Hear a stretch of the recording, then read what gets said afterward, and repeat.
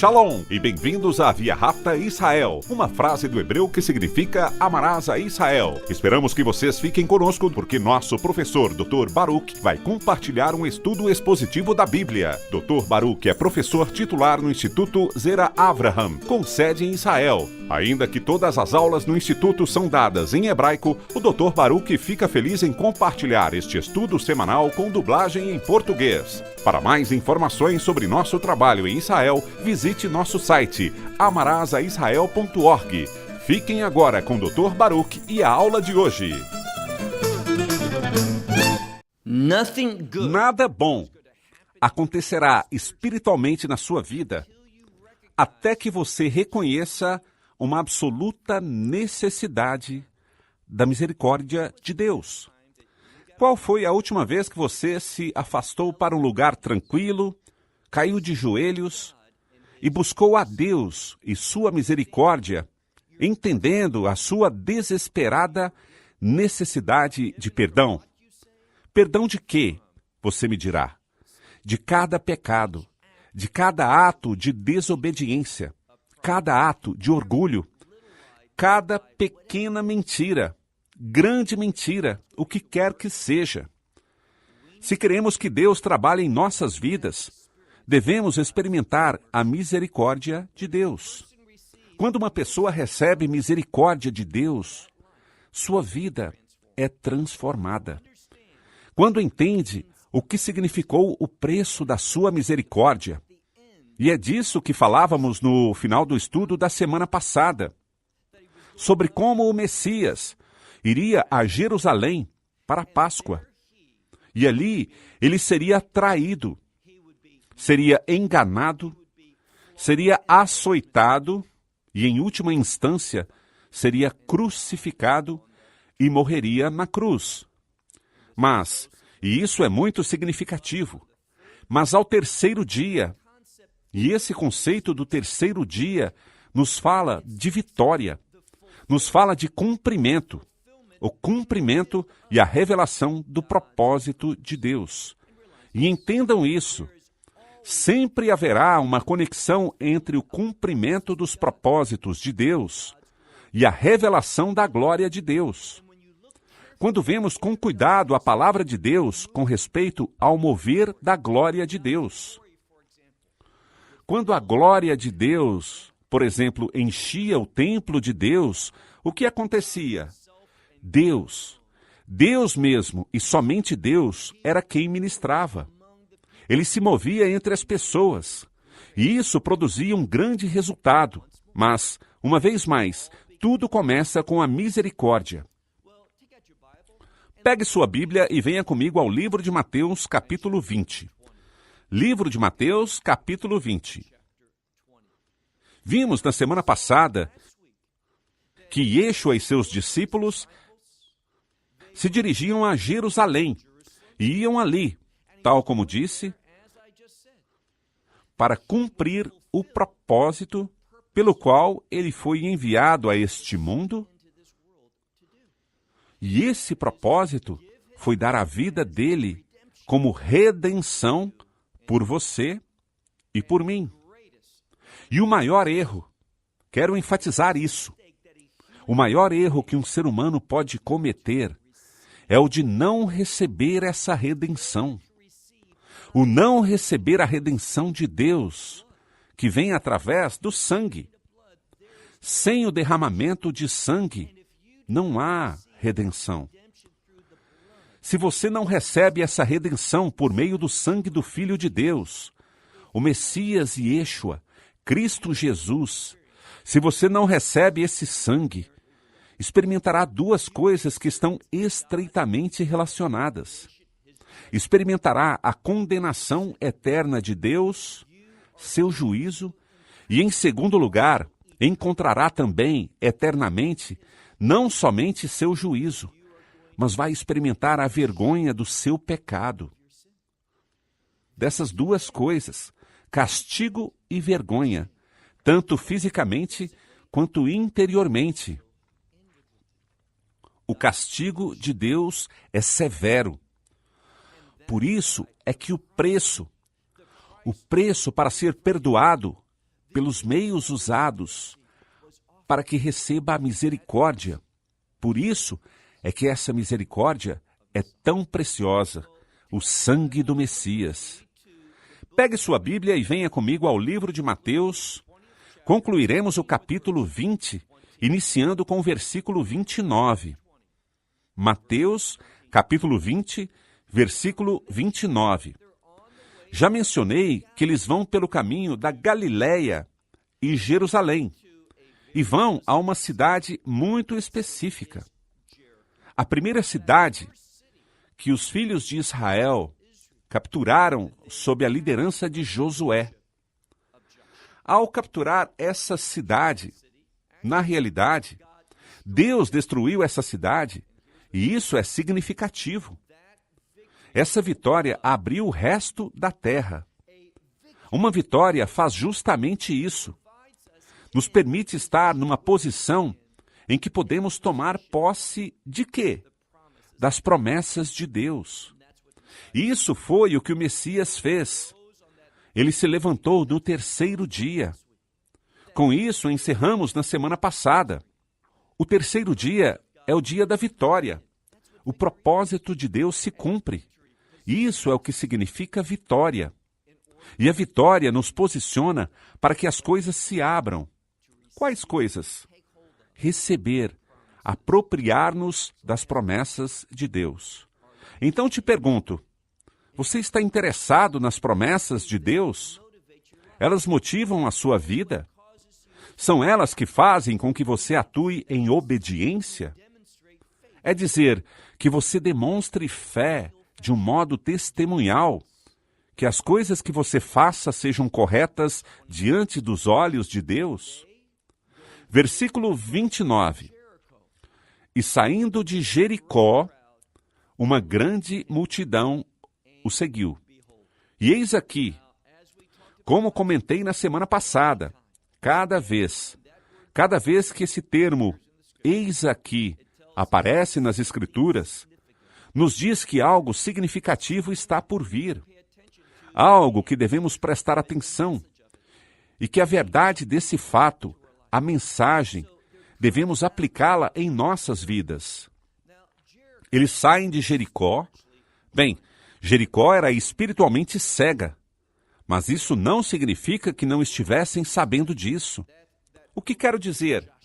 Se você estuda o livro de Josué e encontra algo ali sobre os homens e mulheres de Jericó, lembre-se dessa mulher, Raabe. Ela falou com os 12 espias e lhes disse: o temor de Deus caiu sobre todos nós. Ouvimos o que aconteceu no Mar Vermelho. Sabemos dessas vitórias que vocês conquistaram sobre poderosos reis. Eles sabiam tudo isso. O temor do Senhor tinha caído sobre todos eles. Qual devia ser a sua reação? Eles deveriam ter se rendido e dito: Deus está com vocês e, portanto, nós queremos lhes servir. Queremos ser parte do que vocês fazem. Mas esse temor, ao invés de produzir obediência, submissão, foi um temor orgulhoso, que lhes causou somente pensar e considerar-se a si mesmos. E esse tipo de temor paralisa as pessoas. E não fizeram nada. Falharam em responder. E o que aconteceu? Eles experimentaram a destruição. Bem, eles chegaram a Jericó e agora a Escritura diz, vejamos o versículo 29. Saíram de Jericó e uma grande multidão os seguiu. E eis aqui que 2 cegos. Sabemos que em outros relatos do Evangelho, só um deles é mencionado. Só um é enfatizado. Mas isso não significa que não tenham sido 2. Não há nada conflitante se vêm 2 pessoas, mas eu só falo de uma. Alguns evangelhos fazem isso, enfatizam um dos cegos.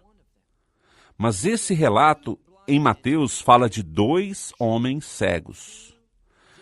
Não sabemos seus nomes, ainda que no Evangelho se revela um deles. Então, 2 homens cegos, e o número 2 demonstra 2 opções distintas, 2 visões em conflito. Veremos isso em um momento. Vejamos a Escritura. Lemos: 2 homens cegos sentados junto ao caminho. Recordem que na semana passada vimos essa mesma expressão ali, sobre o caminho. Tem a ver com o propósito de Deus.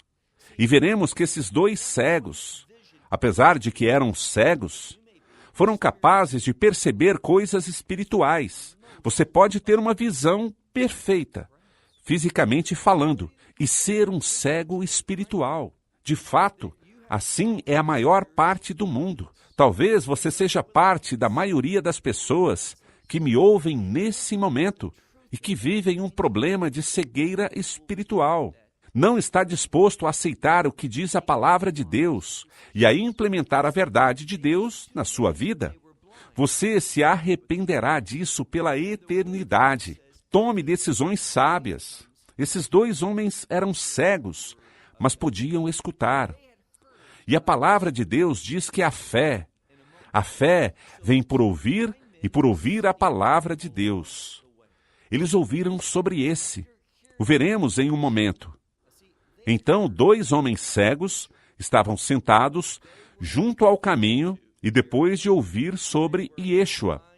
Notem isso. Eles tinham ouvido sobre Yeshua, mas estavam confinados em Jericó. Estavam confinados a sentar-se ao lado do caminho, vivendo da caridade das pessoas. Num sentido físico, eles viviam uma situação sem esperança. Nada mudaria, mas um dia.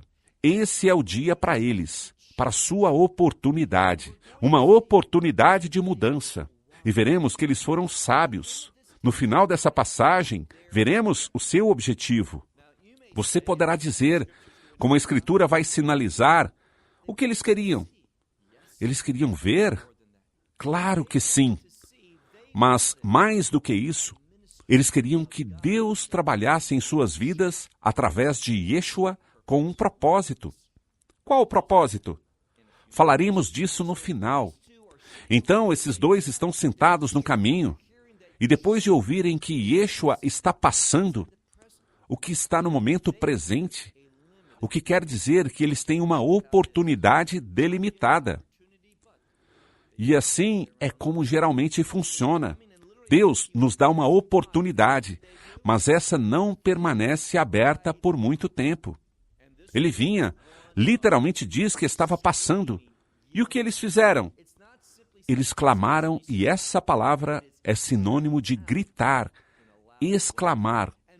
Não é simplesmente dizer, desculpe, Senhor, mas se trata de gritar alto. E o que eles diziam? É maravilhoso. Eles disseram, tenha misericórdia de nós, Senhor, filho de Davi. Recordem o que eu disse. Eles eram cegos fisicamente, mas não eram cegos espirituais, porque eles sabiam quem ele era. Eles também sabiam que ele era a fonte que tinha vindo a esse mundo com misericórdia. E isso é o que eles desejavam. E recorde, até que você se converta em receptor da misericórdia de Deus, nada bom, de um ponto de vista eterno, de reino de Deus, poderá acontecer na sua vida. Busque a misericórdia de Deus. Converta-se em receptor da misericórdia de Deus. Se você não recebe a sua misericórdia, estará em uma posição sem esperança e estará eternamente sem esperança se nada muda. Então eles diziam, tenha misericórdia de nós, Senhor, e o chamaram. Isso demonstra seu entendimento, sua aguda percepção espiritual. Disseram, filho de Davi, quer dizer, nós entendemos que você é o Messias. Bem, se você não vem de um transfundo judeu, talvez com um entendimento rabínico, pode ser que não entenda que filho de Davi se refere ao Messias de uma forma única. O conceito do Messias. O Messias traz reparação. Poderíamos dizer restauração, mas no hebraico utilizamos a palavra tikkun, a reparação das coisas. E a única maneira como as coisas podem ser reparadas é pela misericórdia de Deus. Assim eles clamaram: tenha misericórdia de nós, ó Senhor, filho de Davi. Versículo 31. Recordem quando eu digo que havia 2 cegos, e que os 2, esse número, nos fala de 2 opiniões divergentes, 2 ideias em conflito, e o veremos, porque ainda que ambos estivessem fazendo algo bom, se estavam se portando com sabedoria, com entendimento, eles conheciam a identidade de quem ele é, de que ele é o filho de Davi, o Messias, o que pode reparar as coisas. Isso era o que eles queriam. E nos daremos conta de que eles queriam ser reparados com um propósito. Mas notem o versículo 31. Mas as pessoas em conflito, em oposição ao que esses 2 cegos queriam, porque eles queriam o correto, a misericórdia de Deus. Mas as pessoas os repreendiam para que eles se calassem. Isso é o que o mundo faz. Se você começa a se mover a Deus, poderá esperar, e te asseguro isso, oposição. Apenas comece a pensar e diga: sabe que eu estou começando a pensar em ler a Bíblia. Se você fala com um crente, ele te animará. Isso é maravilhoso. Mas se alguém do mundo te dirá: não perca seu tempo, esse livro é uma fábula. Ali encontra oposição. O mundo sempre vai querer te desanimar e faz isso de um modo intenso. Preste atenção ao versículo 31. Mas as pessoas os repreenderam. Não diz que apenas pediram para baixar a voz. Os repreenderam com força. Os repreendiam para que se calassem. Eles queriam silenciá-los. E isso é o que o mundo faz. Querem calar o que está bem diante dos olhos de Deus. Não deixe que o mundo faça isso. Esses 2 cegos tinham uma incapacidade, mas eram espiritualmente maduros, porque ainda, mais então, literalmente, é a palavra mais forte, de um modo mais forte. O que eles faziam? Eles seguiam gritando.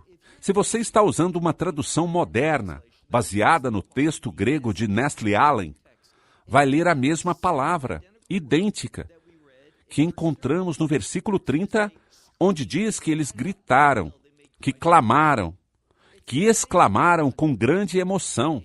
Aqui temos a mesma palavra, mas com uma construção gramatical diferente. A primeira vez que diz que gritaram, que clamaram, está no pretérito simples, o tempo passado normal. Eles fizeram isso, mas agora há uma mudança. Nos textos receptos, muda de pretérito simples para pretérito perfeito. Gritavam, o que significa que eles estavam fazendo isso e estão fazendo agora. Mas haverá uma mudança. Se fosse o tempo perfeito, então não teria uma mudança. Algo que iniciou no passado, segue vigente agora e continuará. Mas o tempo imperfeito nos mostra que uma mudança vem, se destaca na história. Por isso que eu gosto dos textos receptos, porque não se perde os detalhes. Quando o vemos aqui, eles gritavam dizendo, uma vez mais: tenha misericórdia de nós, Senhor, filho de Davi. E aqui está a mudança que ressalta a Escritura com esse tempo imperfeito. Versículo 32. E Yeshua se deteve e os chamou. Imagine isso. O que nos diz aqui é que esses 2 homens, e não perca esse detalhe, em sua perseverança, sendo persistentes, não sucumbindo ao conselho, ao que eu chamaria de a propaganda do mundo. Ao invés de prestar atenção a isso e dizer, muito bem, vamos nos calar, não faremos nada, eles com mais força, com maior poder, gritavam. E foi essa persistência que impactou Yeshua, ao ponto de que ele se deteve, parou, os chamou e lhes disse: o que querem que eu faça? por vocês? E eles lhe responderam. Notem a seguinte palavra. É a terceira vez que a palavra Kurios, Senhor, aparece aqui. 3 vezes. E isso significa revelação. O número 3. Um evento que se repete 3 vezes busca revelar algo. Eles o viram, não somente como reparador, alguém que poderia resolver seus problemas, colocá-los numa situação ou no lugar que eles queriam estar, mas o viram como Senhor. Você talvez diga, sim, eu necessito da misericórdia de Deus. Mas será que entende que o único, e o direi de novo, realmente entende que o único que pode prover para você, e o faz gratuitamente, ele pagou por tudo. O único que pode te dar a graça de Deus é o Senhor. E quando você recebe essa misericórdia, e está recebendo do Senhor da sua vida, e isso tem sérias implicações. Agora, tem implicações eternas. Isso é maravilhoso. Vida eterna, vida de reino, as promessas de Deus. Mas, nesse mundo, a implicação é que nós somos chamados a servir a Ele. Quando dizemos, Deus, queremos ser receptores da sua misericórdia, a motivação para esse pedido não é que eu não gosto da minha vida, tenho problemas, resolva eles para mim. E se chego a ter mais problemas, voltarei aqui contigo. Isso não é fé. Essa é uma manifestação cristã da idolatria. Simples assim.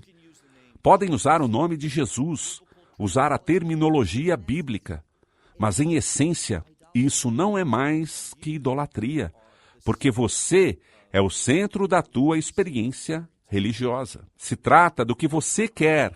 Isso não é o que esses homens buscavam. Eles eram muito diferentes. E vou provar isso. Seguimos lendo. Diz, Senhor, que nossos olhos... E aqui outro detalhe importante.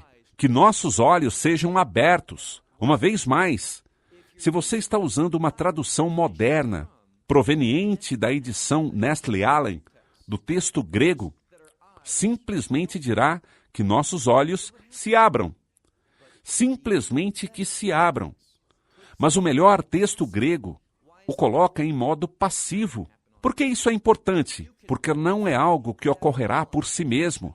Você pode desejar algo, e esse desejo não muda nada. Isso é algo que o Senhor... Veremos que eles reconheceram que Ele é o Senhor, e com Deus todas as coisas são possíveis. Se eles verão, se seus olhos se abrirão, isso será feito por eles. Não acontece assim sem mais. Algo tem que causá-lo, e Ele é a causa. Então dizem, Senhor, que nossos olhos sejam abertos. E foi por terem reconhecido quem Ele é e sua autoridade. Notem, versículo 34.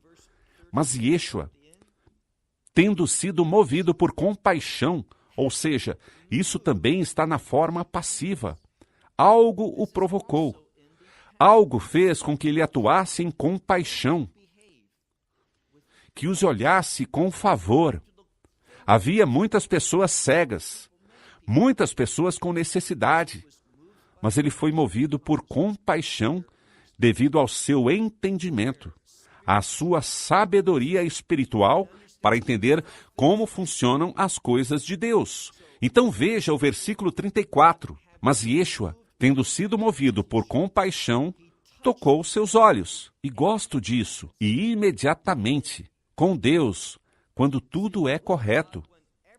E o que quero dizer com tudo seja correto? Bem, nesse mundo existem leis. Existe uma ordem. E se violamos a ordem de algo, não obteremos o resultado esperado. As consequências não serão boas.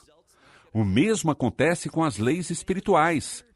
E quando nós obedecemos, implementamos as leis espirituais, seguindo as leis que Deus nos estabeleceu, quando nós atuamos em fé, buscando sua misericórdia com os objetivos corretos, quando esses requisitos são cumpridos, Deus se moverá em nossa vida.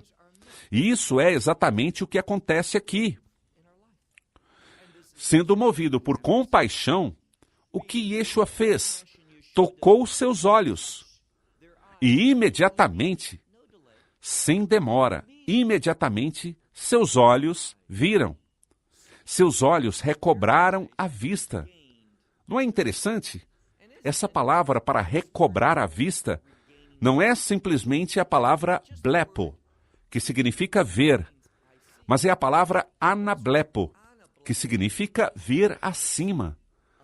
Quando ele lhes restaurou a visão, a implicação é que eles viram as coisas de cima, ou seja, viram as coisas de uma perspectiva bíblica e celestial. Eles tinham uma grande visão. Não somente uma visão física perfeita, mas também tinham uma visão espiritual. E por isso é que, notem o que eles fazem no final do nosso capítulo, versículo 34. O que eles fizeram com essa nova visão renovada? Essa habilidade de ver. O que a Escritura diz? E essa é uma conjunção aditiva. Ela une tudo o que toda a história, tudo o que aconteceu até o momento, o une com seu objetivo principal. E qual era? Pois o que eles fizeram? Diz, e seus olhos viram acima, ou seja, recobraram a vista e o seguiram. Isto é sabedoria espiritual. Eles queriam misericórdia, queriam que Deus trabalhasse em suas vidas, que fizesse um milagre, que restaurasse as coisas conforme ao propósito de Deus, a como Deus criou o homem originalmente. Por quê? Para que eles pudessem servir e seguir ao Filho de Deus. Então te pergunto, você é alguém que deseja a misericórdia de Deus? Espero que seja, e que entenda a sua necessidade absoluta dela, porque todos fomos destituídos da glória de Deus. Mas para que você quer a misericórdia? Só para ser perdoado de uma forma que não tenha que sofrer um castigo eterno? Isso é uma verdade, mas a maturidade implica não só buscar evitar a ira de Deus. A maturidade espiritual quer seguir Yeshua. E é seguindo a Ele que encontraremos gozo, propósito e felicidade na vida. Então, siga-o. Não seja um cego espiritual. Shalom, desde Israel. Shalom from Israel. Esperamos que você tenha desfrutado da aula de hoje e que possa compartilhá-la com outros. Te convidamos a participar e nos acompanhar a cada semana, a esta hora e por este canal, em mais um episódio de Amarás a Israel. Para mais informações em português, visite amarasaisrael.org, onde encontrará muitos outros estudos realizados pelo Dr. Baruch. Até a próxima semana. Que Deus, nosso Messias e Yeshua, nosso Senhor Jesus Cristo, te abençoe durante a sua caminhada com Ele. Shalom, desde Israel.